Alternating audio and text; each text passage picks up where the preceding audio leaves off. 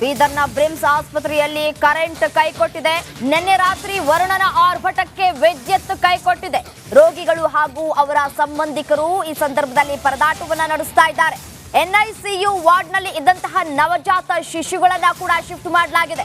BRIMS ಆಸ್ಪತ್ರೆ ಆವರಣದಲ್ಲಿ ಇದ್ದಂತಹ ಹಳೆ ಬಿಲ್ಡಿಂಗ್ ಓಲ್ಡ್ ಸಿಟಿಯಲ್ಲಿದ್ದಂತಹ 100 ಹಾಸಿಗೆ ಆಸ್ಪತ್ರೆಗೆ ಶಿಫ್ಟ್ ಮಾಡಲಾಗಿದೆ. ಅಧಿಕಾರಿಗಳ ವಿರುದ್ಧ ಸಾರ್ವಜನಿಕರು ಆಕ್ರೋಶವನ್ನ ವ್ಯಕ್ತಪಡಿಸ್ತಾ ಇದ್ದಾರೆ.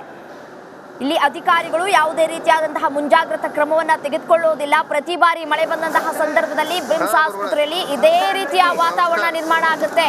ರೋಗಿಗಳು ಪರದಾಟವನ್ನ ನಡೆಸಬೇಕಾಗುತ್ತೆ.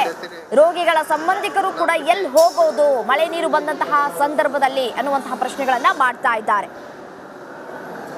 ಭಾರಿ ಮಳೆ ಅವಾಂತರಕ್ಕೆ ಬ್ರಿಮ್ಸಲ್ಲಿ ವಿದ್ಯುತ್ ಕೈ ಕೊಟ್ಟದ. ಅದಕ್ಕೆ ಕಾರಣ ನೋಡ್ಬೋದು ನೀವು. ಏನು ಕೆಳ ಮಹಡಿ ಇದೆ, ಕೆಳ ಮಹಡಿಯಲ್ಲಿ ಭಾರಿ ಪ್ರಮಾಣದಲ್ಲಿ ನೀರು ಸೇರಿದ ಹಿನ್ನೆಲೆಯಲ್ಲಿ ಏನು ವಿದ್ಯುತ್ ಟೋಟಲಿ ಬ್ರಿಮ್ಸ್ ಬಿಲ್ಡಿಂಗಿಗೆ ವಿದ್ಯುತ್ ಇಲ್ಲ. ಹೀಗಾಗಿ ನೋಡ್ಬೋದು ನೀವು ದೃಶ್ಯದಲ್ಲಿ ಈಗಾಗಲೇ ಅಗ್ನಿಶಾಮಕ ದಳದ ಸಿಬ್ಬಂದಿಗಳು ಬಂದು ನೀರು ಏನು ಕೆಳಗಡೆ ನೀರು ಇರ್ತಾವ, ನೀರು ತೆಗಿತಾ ಇದ್ದಾರೆ. ಟೋಟಲಿ ಇಡೀ ಬಿಲ್ಡಿಂಗಿಗೆ ಕೆಳಗಡೆನೇ ಏನದಂದ್ರೆ ವಿದ್ಯುತ್ ಸರಬರಾಜು ಪೂರ ಏನದಂದ್ರೆ ಬೋರ್ಡ್ ಇರ್ಬೋದು, ಪ್ರತಿಯೊಂದು ಸ್ವಿಚ್ಗಳು ಕೆಳಗಡೆ ಅವ. ಹೀಗಾಗಿ ಕೆಳಗಡೆ ಏನದಂದ್ರೆ ವಿದ್ಯುತ್ ಕಂಟ್ರೋಲ್ ರೂಮ್ ಇದ್ದಿನ ಕಡೆಯಿಂದ ಅದು ನೀರಲ್ಲಿ ಮುಳುಗೋಗಿದ ಕಾರಣ ವಿದ್ಯುತ್ ಸಂಪೂರ್ಣವಾಗಿ ಸ್ಥಗಿತಗೊಂಡದ. ನೀರನ್ನು ತೆಗಿತಾ ಇದ್ದಾರೆ. ಸಾಕಷ್ಟೊಂದು ಪೇಷಂಟಲ್ಲಿ ಗೊತ್ತೇನೆ ಲಿಫ್ಟ್ಗಳು ಬಂದಾಗಿವೆ. ಸಾಕಷ್ಟು ರೋಗಿಗಳೆಲ್ಲ ಆತಂಕ ಸೃಷ್ಟಿಯಾಗ್ಯದ.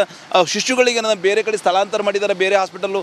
ಕ್ರಿಟಿಕಲ್ ಏನು ಈಗಾಗಲೇ ಸಾವು ಬದುಕಿನ ಮಧ್ಯೆ ಕೆಲವು ಪೇಷಂಟ್ಗಳು ಹೋರಾಡ್ತಾ ಇವೆ ಅಂತ ಹೇಳ್ಬೋದು. ಹಾಗಾದ್ರೆ ಟೋಟಲಿ ಈ ಒಂದು ಘಟನೆ ಯಾಕಾಯಿತು, ಯಾವಾಗ ವಿದ್ಯುತ್ ಹೋಯಿತು, ಕಾರಣ ಏನು, ಪ್ರತಿಯೊಂದು ಬ್ರಿಮ್ಸ್ ಆಸ್ಪತ್ರೆಯ ಏನು ಶಸ್ತ್ರಚಿಕಿತ್ಸೆ ವೈದ್ಯರಿದ್ದಾರೆ ಮತ್ತು ಅದೇ ರೀತಿಯ DS ಕೂಡ ಇದ್ದಾರೆ. ನೇರವಾಗಿ ನಾವು ಅವರನ್ನು ಕೇಳೋಣ. ಯಾಕಂದರೆ ಬ್ರಿಮ್ಸಲ್ಲಿ ಟೋಟಲಿ ಕರೆಂಟ್ ಇಲ್ಲ. ಮಳೆ ಅವಾಂತರಕ್ಕೆ ನಿಜಕ್ಕೂ ಏನದಂದ್ರೆ ಬ್ರಿಮ್ಸಲ್ಲಿ ಗೊತ್ತೇನ ವಿದ್ಯುತ್ ಕೈ ಕೊಟ್ಟದ. ಸರ್ ಏನು ಟೋಟಲಿ ಯಾವಾಗ ಹೋಯ್ತು ವಿದ್ಯುತ್, ಏನಾಗಿದೆ ಸರ್? ನಿನ್ನೆ ಯಾವಾಗೂ ಸ್ವಲ್ಪ ಕೆಳಮಡಿಯಲ್ಲಿ ಮಳೆ ಆದಾಗ ನೀರು ಬರೋದು ಸಾಮಾನ್ಯ. ರಾತ್ರಿ ವೇಳೆ ನಿನ್ನೆ ಜಾಸ್ತಿ ಮಳೆ ಆದ ಸಂದರ್ಭದಲ್ಲಿ ಜಾಸ್ತಿ ನೀರು ಬಂದುಬಿಟ್ಟು ನಮ್ಮದು ಪೆನಲ್ ಬೋರ್ಡೆಲ್ಲ ವಿದ್ಯುತ್ ಪೆನಲ್ ಬೋರ್ಡೆಲ್ಲ ಒಳಗಡೆ ಇದೆ.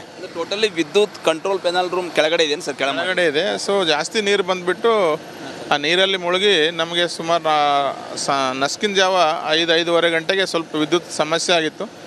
ತಕ್ಷಣ ನಾವು ಎಚ್ಚೆತ್ತುಕೊಂಡು ನಮ್ಮ ಬಾಳಿ ಸರು, ನಾವು ಶೆಟ್ಕಾರ್ ಅವರು ಎಲ್ಲ ಸೇರಿಕೊಂಡು ತಕ್ಷಣ ಇಲ್ಲಿರ್ತಕ್ಕಂಥ ವೆಂಟಿಲೇಟರ್ ಮೇಲೆ ಇರ್ತಕ್ಕಂಥ ಸಣ್ಣ ಬೇಬಿಗಳಿಗೆಲ್ಲ ನಾವು ಇದರಲ್ಲಿ ಶಿಫ್ಟ್ ಮಾಡಿದ್ದೀವಿ. ಸರ್, ಇದು ಎಷ್ಟು ಗಂಟೆ ವಿದ್ಯುತ್ ಬರ್ಬೋದು, ಎಷ್ಟು ಟೈಮ್ ಹಿಡಿಬೋದು? ಯಾಕಂದ್ರೆ ಕೆಲವರು ಈಗ ಸಾಕಷ್ಟು ಒಂದು ICUದಲ್ಲಿ NICUದಲ್ಲಿ ಸಾಕಷ್ಟು ಪೇಷಂಟ್ಗಳಿದ್ದಾರೆ. ಇಲ್ಲ, NICUನಲ್ಲಿ ಇರ್ತಕ್ಕಂಥ ಮಕ್ಕಳಿಗೆ ಈಗಾಗಲೇ ನಾವು ಬೇರೆ ಕಡೆ ಶಿಫ್ಟ್ ಮಾಡಿದ್ದೀವಿ. ಸುಮಾರು 17 ಜನ ಮಕ್ಕಳಿಗೆ ಬೇರೆ ಕಡೆ ಶಿಫ್ಟ್ ಮಾಡಿದ್ದೀವಿ. ಯಾವ ಮಕ್ಕಳು ಸ್ಟೇಬಲ್ ಇದ್ದಾರೆ, ಯಾವ ಮಕ್ಕಳಿಗೆ ಒಂದು ಇಲ್ಲೇ ಚಿಕಿತ್ಸೆ ಮಾಡ್ಬೋದು ಅವ್ರಿಗೆ ಇಟ್ಟಿವಿ. ಆಮೇಲೆ ಓಲ್ಡ್ ಹಾಸ್ಪಿಟಲ್ನಲ್ಲಿ ನಮ್ದು ಆ ಕಡೆ ಬಿಲ್ಡಿಂಗ್ ಇದೆಯಲ್ಲ, ಅಲ್ಲಿ ವಿದ್ಯುತ್ ಇದೆ. ಸೊ ಆ ಕೆಲವು ಮಕ್ಕಳಿಗೆ ಅಲ್ಲಿ ಶಿಫ್ಟ್ ಮಾಡ್ಕೊಂಡಿವೆಲ್ಲ. ವಿದ್ಯುತ್ ಕಂಟ್ರೋಲ್ ಬೋರ್ಡ್ ಕಂಟ್ರೋಲ್ ರೂಮಿನ ಕೆಳಗಡೆ ಬೀದರ್ನ ಬ್ರಿಮ್ಸ್ ಆಸ್ಪತ್ರೆಯಲ್ಲಿ ಕರೆಂಟ್ ಕೈಕೊಟ್ಟಿದೆ. ನಿನ್ನೆ ರಾತ್ರಿ ವರುಣನ ಆರ್ಭಟಕ್ಕೆ ವಿದ್ಯುತ್ ಕೈಕೊಟ್ಟಿದೆ. ರೋಗಿಗಳು ಹಾಗೂ ಅವರ ಸಂಬಂಧಿಕರು ಈ ಸಂದರ್ಭದಲ್ಲಿ ಪರದಾಟವನ್ನ ನಡೆಸ್ತಾ ಇದ್ದಾರೆ. ಎನ್ಐಸಿಯು ವಾರ್ಡ್ನಲ್ಲಿ ಇದ್ದಂತಹ ನವಜಾತ ಶಿಶುಗಳನ್ನ ಕೂಡ ಶಿಫ್ಟ್ ಮಾಡಲಾಗಿದೆ. ಬ್ರಿಮ್ಸ್ ಆಸ್ಪತ್ರೆ ಆವರಣದಲ್ಲಿ ಇದ್ದಂತಹ ಹಳೆ ಬಿಲ್ಡಿಂಗ್ ಓಲ್ಡ್ ಸಿಟಿಯಲ್ಲಿದ್ದಂತಹ 100 ಹಾಸಿಗೆ ಆಸ್ಪತ್ರೆಗೆ ಶಿಫ್ಟ್ ಮಾಡಲಾಗಿದೆ. ಅಧಿಕಾರಿಗಳ ವಿರುದ್ಧ ಸಾರ್ವಜನಿಕರು ಆಕ್ರೋಶವನ್ನ ವ್ಯಕ್ತಪಡಿಸ್ತಾ ಇದ್ದಾರೆ. ಇಲ್ಲಿ ಅಧಿಕಾರಿಗಳು ಯಾವುದೇ ರೀತಿಯಾದಂತಹ ಮುಂಜಾಗ್ರತಾ ಕ್ರಮವನ್ನ ತೆಗೆದುಕೊಳ್ಳುವುದಿಲ್ಲ. ಪ್ರತಿ ಬಾರಿ ಮಳೆ ಬಂದಂತಹ ಸಂದರ್ಭದಲ್ಲಿ ಬ್ರಿಮ್ಸ್ ಆಸ್ಪತ್ರೆಯಲ್ಲಿ ಇದೇ ರೀತಿಯ ವಾತಾವರಣ ನಿರ್ಮಾಣ ಆಗುತ್ತೆ. ರೋಗಿಗಳು ಪರದಾಟವನ್ನ ನಡೆಸಬೇಕಾಗುತ್ತೆ. ರೋಗಿಗಳ ಸಂಬಂಧಿಕರು ಕೂಡ ಎಲ್ಲಿ ಹೋಗೋದು ಮಳೆ ನೀರು ಬಂದಂತಹ ಸಂದರ್ಭದಲ್ಲಿ ಅನ್ನುವಂತಹ ಪ್ರಶ್ನೆಗಳನ್ನ ಮಾಡ್ತಾ ಇದ್ದಾರೆ. ಭಾರಿ ಮಳೆ ಅವಾಂತರಕ್ಕೆ ಬ್ರಿಮ್ಸಲ್ಲಿ ವಿದ್ಯುತ್ ಕೈ ಕೊಟ್ಟದ. ಅದಕ್ಕೆ ಕಾರಣ ನೋಡ್ಬೋದು ನೀವು. ಏನು ಕೆಳ ಮಹಡಿ ಇದೆ, ಕೆಳ ಮಹಡಿಯಲ್ಲಿ ಭಾರಿ ಪ್ರಮಾಣದಲ್ಲಿ ನೀರು ಸೇರಿದ ಹಿನ್ನೆಲೆಯಲ್ಲಿ ಏನು ವಿದ್ಯುತ್ ಟೋಟಲಿ ಬ್ರಿಮ್ಸ್ ಬಿಲ್ಡಿಂಗಿಗೆ ವಿದ್ಯುತ್ ಇಲ್ಲ. ಹೀಗಾಗಿ ನೋಡ್ಬೋದು ನೀವು ದೃಶ್ಯದಲ್ಲಿ ಈಗಾಗಲೇ ಅಗ್ನಿಶಾಮಕ ದಳದ ಸಿಬ್ಬಂದಿಗಳು ಬಂದು ನೀರು ಏನು ಕೆಳಗಡೆ ನೀರು ಇರ್ತಾವ, ನೀರು ತೆಗಿತಾ ಇದ್ದಾರೆ. ಟೋಟಲಿ ಇಡೀ ಬಿಲ್ಡಿಂಗಿಗೆ ಕೆಳಗಡೆನೇ ಏನದಂದ್ರೆ ವಿದ್ಯುತ್ ಸರಬರಾಜು ಪೂರ ಏನದಂದ್ರೆ ಬೋರ್ಡ್ ಇರ್ಬೋದು, ಪ್ರತಿಯೊಂದು ಸ್ವಿಚ್ಗಳು ಕೆಳಗಡೆ ಅವ. ಹೀಗಾಗಿ ಕೆಳಗಡೆ ಏನದಂದ್ರೆ ವಿದ್ಯುತ್ ಕಂಟ್ರೋಲ್ ರೂಮ್ ಇದ್ದಿನ ಕಡೆಯಿಂದ ಅದು ನೀರಲ್ಲಿ ಮುಳುಗೋಗಿದ ಕಾರಣ ವಿದ್ಯುತ್ ಸಂಪೂರ್ಣವಾಗಿ ಸ್ಥಗಿತಗೊಂಡದ. ನೀರನ್ನು ತೆಗಿತಾ ಇದ್ದಾರೆ. ಸಾಕಷ್ಟೊಂದು ಪೇಷಂಟಲ್ಲಿ ಗೊತ್ತೇನೆ ಲಿಫ್ಟ್ಗಳು ಬಂದಾಗಿವೆ. ಸಾಕಷ್ಟು ರೋಗಿಗಳೆಲ್ಲ ಆತಂಕ ಸೃಷ್ಟಿಯಾಗ್ಯದ. ಶಿಶುಗಳಿಗೆ ಬೇರೆ ಕಡೆ ಸ್ಥಳಾಂತರ ಮಾಡಿದ್ದಾರೆ, ಬೇರೆ ಹಾಸ್ಪಿಟಲ್ಲು. ಕ್ರಿಟಿಕಲ್ ಏನು ಈಗಾಗಲೇ ಸಾವು ಬದುಕಿನ ಮಧ್ಯೆ ಕೆಲವು ಪೇಷಂಟ್ಗಳು ಹೋರಾಡ್ತಾ ಇವೆ ಅಂತ ಹೇಳ್ಬೋದು. ಹಾಗಾದ್ರೆ ಟೋಟಲಿ ಈ ಒಂದು ಘಟನೆ ಯಾಕಾಯಿತು, ಯಾವಾಗ ವಿದ್ಯುತ್ ಹೋಯಿತು, ಕಾರಣ ಏನು, ಪ್ರತಿಯೊಂದು ಬ್ರಿಮ್ಸ್ ಆಸ್ಪತ್ರೆಯ ಏನು ಶಸ್ತ್ರಚಿಕಿತ್ಸೆ ವೈದ್ಯರಿದ್ದಾರೆ ಮತ್ತು ಅದೇ ರೀತಿಯ DS ಕೂಡ ಇದ್ದಾರೆ. ನೇರವಾಗಿ ನಾವು ಅವರನ್ನು ಕೇಳೋಣ. ಯಾಕಂದರೆ ಬ್ರಿಮ್ಸಲ್ಲಿ ಟೋಟಲಿ ಕರೆಂಟ್ ಇಲ್ಲ. ಮಳೆ ಅವಾಂತರಕ್ಕೆ ನಿಜಕ್ಕೂ ಏನದಂದ್ರೆ ಬ್ರಿಮ್ಸಲ್ಲಿ ಗೊತ್ತಿಲ್ಲ ವಿದ್ಯುತ್ ಕೈ ಕೊಟ್ಟದ. ಸರ್ ಏನು ಟೋಟಲಿ ಯಾವಾಗ ಹೋಯ್ತು ವಿದ್ಯುತ್, ಏನಾಗಿದೆ ಸರ್?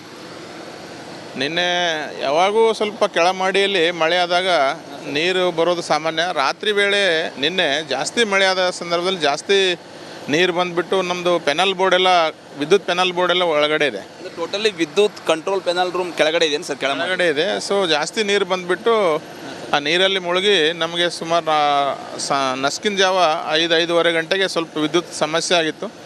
ತಕ್ಷಣ ನಾವು ಎಚ್ಚೆತ್ತುಕೊಂಡು ನಮ್ಮ ಬಾಳಿ ಸರು, ನಾವು ಶೆಟ್ಕಾರ್ ಅವರು ಎಲ್ಲ ಸೇರಿಕೊಂಡು ತಕ್ಷಣ ಇಲ್ಲಿರ್ತಕ್ಕಂಥ ವೆಂಟಿಲೇಟರ್ ಮೇಲೆ ಇರ್ತಕ್ಕಂಥ ಸಣ್ಣ ಬೇಬಿಗಳಿಗೆಲ್ಲ ನಾವು ಇದರಲ್ಲಿ ಶಿಫ್ಟ್ ಮಾಡಿದ್ದೀವಿ. ಸರ್, ಈಗ ಇದು ಎಷ್ಟು ಗಂಟೆ ವಿದ್ಯುತ್ ಬರ್ಬೋದು, ಎಷ್ಟು ಟೈಮ್ ಹಿಡಿಬೋದು? ಯಾಕಂದ್ರೆ ಕೆಲವರು ಈಗ ಸಾಕಷ್ಟು ಒಂದು ICUದಲ್ಲಿ NICUದಲ್ಲಿ ಸಾಕಷ್ಟು ಪೇಷಂಟ್ಗಳಿದ್ದಾರೆ.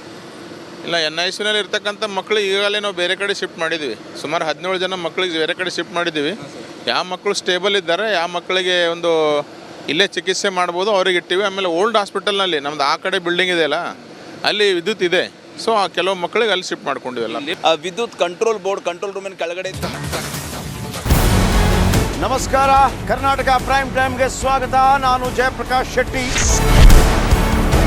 ಇಡೀ ಕರ್ನಾಡು ಇವತ್ತು ರೆಬೆಲ್ ಆಗಿ ನಿಂತಿದೆ.